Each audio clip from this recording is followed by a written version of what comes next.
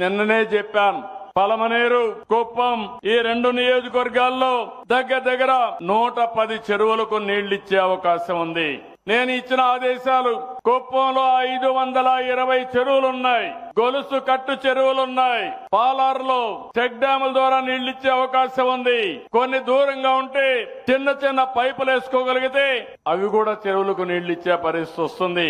నేను చాలా సార్లు చెప్పాను, నీటి విలువ తెలిసిన పార్టీ తెలుగుదేశం పార్టీ, నీటి విలువ తెలిసిన పార్టీ ఎన్డీఏ. నీటి విలువ, రైతుల సమస్యలు తెలియని పార్టీలు మిగిలిన పార్టీలు అని చెప్పి కూడా నేను మీకు తెలియజేస్తున్నా.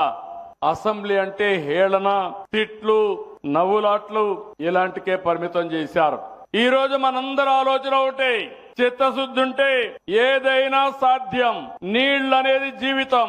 ఒక్కసారి నీళ్లు వస్తే అక్కడ పరిస్థితులన్నీ మారిపోతాయి.